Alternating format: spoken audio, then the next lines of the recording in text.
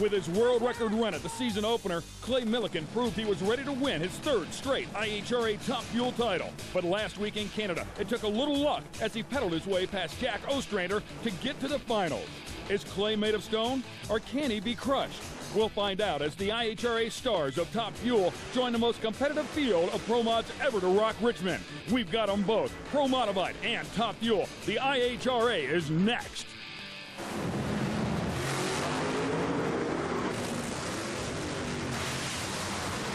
How pretty was that side-by-side drag race?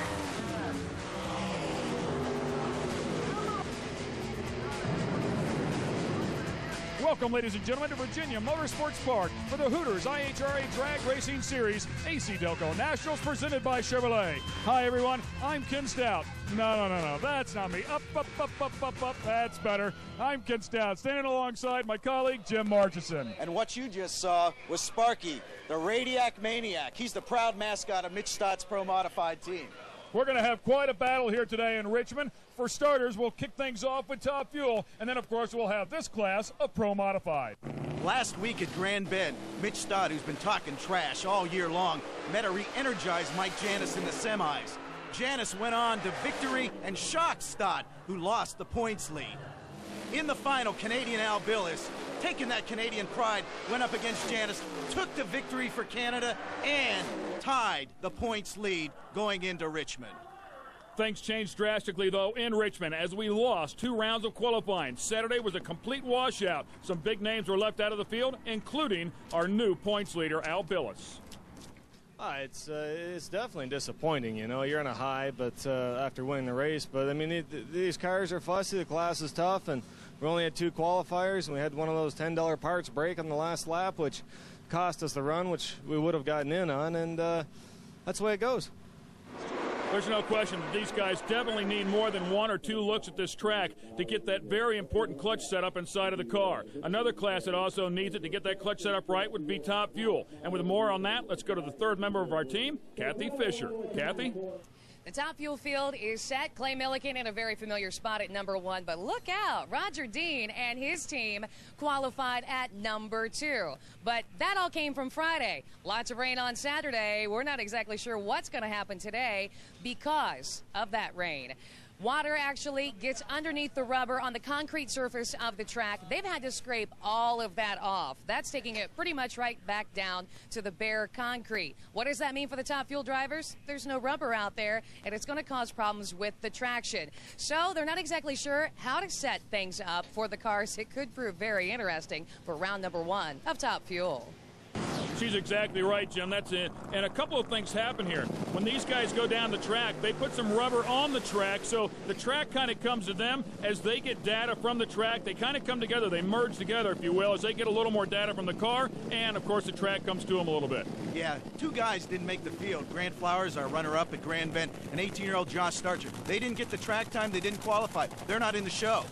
We'll back up a couple of great ones here. Rhonda Hartman-Smith and Bruce Litton. And, Jim, you know, Bruce Litton's had a pretty tough 2003 so far. He sure has. He just hasn't been able to get it going. But Rhonda didn't have a great morning either. She woke up feeling ill this morning.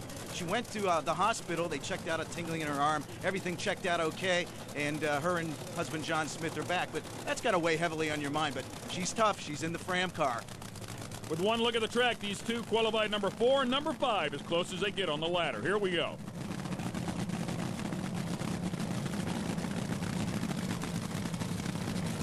Boy, they are sitting there for a while for Top Fuel cars. Yeah, they sure are. It's like pro stop. Oh, Litton's out first. Candles are lit. Here comes Rhonda Hartman-Smith, and looked like she was eating up the left side of that motor, but she will cross the stripe first. Congratulations to her. 4:67, by far her best lap of the weekend, and considering only one look at this track, that's a great run. Yeah, and that is the quickest pass of the weekend, and after 200 feet, it was all over for Bruce, and Rhonda got down to the end for the win. Bruce with a great reaction time, 4:74, did an awesome job, but let's go upstairs and talk to the lady who just won this thing, who's with our lady, Kathy Fisher. Rhonda, your weekend didn't start off necessarily the way that you wanted it to, but 4:67 at 3:06, and hopefully you're feeling better. I'm definitely feeling better. Went to the hospital this morning, just had some problems with numbness in my hand, and just some problems that happened this morning, but got it all checked out. Doctor okayed me, and I'm feeling a lot better. So just glad to be here racing and to get the win for the whole Fram team. Big smile on her face, and boy, that's a great job in round number one. As we take a look at our ladder, Rhonda Hartman-Smith has moved on into the semifinals. It'll be Clay Milliken against Danny Dunn. First time we've seen him this year, Jim. Yeah, and Roger Dean's going to take on Canadian Todd Payton, who debuted at Grand Bend. In this race, we have John Smith in the Prestone car against that great independent, 25-year-old Bobby Lagana from Scarsdale, New York. Yeah, nice to have him here with us. And, of course, John Smith made his first final ever with the IHRA at our season opener. And he's back, of course, looking to get there once again. But Bobby Lagana Jr. might have something to say about it right here. Well, Bobby, those guys are underfunded, but they're going for it. Reaction time's pretty close here. But it looks like it's going to be all John Smith with another 460 pass, 469, 312 miles an hour. That is two great runs on a very green track for these cars. The air is like soup, and Bobby got out first, but about 200 feet he was gone. And John just made his quickest pass of the weekend as well. So with these weather conditions, it's like a swamp down here. It's amazing these guys are getting down the track like they are. John, to make a pass down the track today after the rain that we had, how did it feel? It felt great. It's a little sticky out there. It's awful humid, and we just set the car up to go down the racetrack, run a 65 to a 69, and Preston car and Preston guys did the job, and hopefully we'll get Ron in the second round, and hopefully we can get us some round wins here today and catch up these guys in the points. We'd love to see you guys run each other. It'd be fun. We're on the opposite sides of the ladder, so hopefully things look good. We got to get by another round first. We got to go out there and run good and consistent like we're doing now, and take out the big boys. One thing about it, he'll be able to sleep whether he beats her or not if they both make it to the final, so that'd be a good thing. Hey, we wanted to spend some time with one of our privateers, a second-generation racer, Bobby Lagana Jr. He just lost, but he's an awesome individual. Here he is now. Yeah, my dad's been racing 40 years, and my brother's here. My sister makes lasagna for all the other racers, and, you know, my mom, she's always watching us up above, and my other sister, Laura, cheers us on, and my uncle's here, my best friend, you know, Jay, and stuff's tuning the car, and we got definitely a family. It's an easier way to race because you're all relaxed. Everybody's comfortable around each other.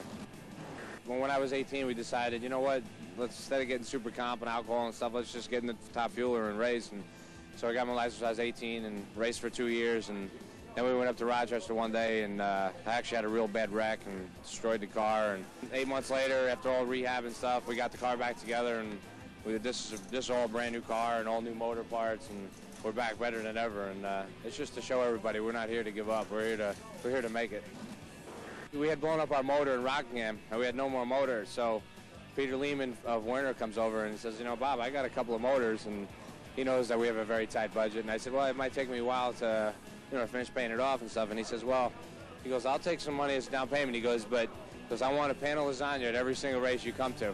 So sure enough, Marie's at home making lasagna for him at every race. We drove up about 200 miles from my house, and the old faithful Ram truck here broke down, and we had to change the cylinder heads and timing on the side of the road, and we fixed that. We're like, oh, this is cool. Let's get up to the track. And an hour later, the rear wheel falls off, and it's like, oh, man, there's a sign that's just not meant to be, not for us to go to this race. And then all of a sudden, there was a shooting star right across the sky. I'm not kidding. And I'm like, you know what? Let's get home. Let's fix this truck, and let's go up there. And we went up there, and sure enough, we qualified. With this car and the truck, I'd like to run a 4-second pass, and that's number one goal. Number two goal is to go some rounds, and I'd like to finish in the top 5 in points if we can go to every race at the end of the year.